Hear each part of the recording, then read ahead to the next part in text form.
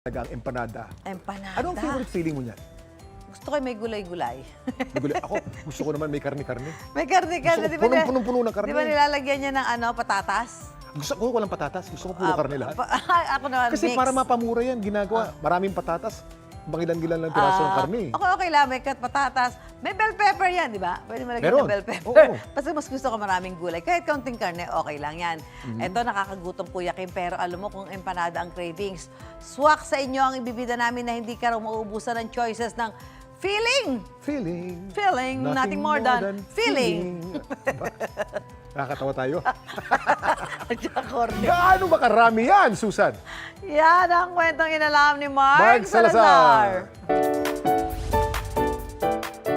Perfect pang regalo o kaya pang handa ang mga empanada ni Pia ngayong Pasko. Pero ibahin ninyo mga ito dahil hindi lang isa, dalawa o tatlo ang feeling o palaman. Mahigit 30 ang pwedeng pagpilian.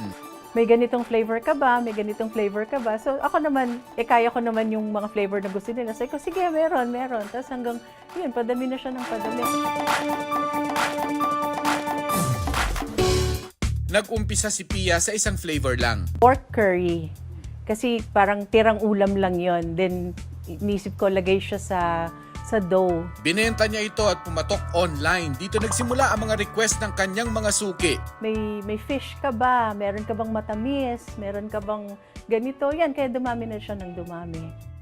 Bukod sa adobo, meron din siyang old-fashioned chicken empanada. Sa beef lovers dyan, tikman ang beef taco at Philly cheesesteak. Spinach with kesong puti naman ang kanyang best seller. Meron ding longganisa with salted egg para sa mga team agahan. At sa pang-dessert, subukan ang apple crumble empanada.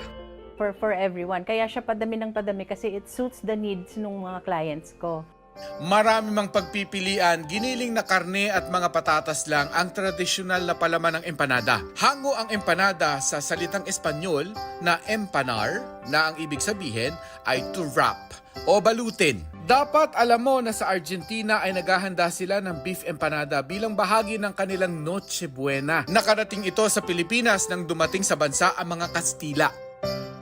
Laminated crust ang ginagamit ni Pia na pambalot sa mga filling. Dalawang dough ito na pinagsama. Isang regular dough at isang dough na may butter. Iniikot-ikot siya, ganon. So magkakaroon siya ng layers, parang croissant talaga.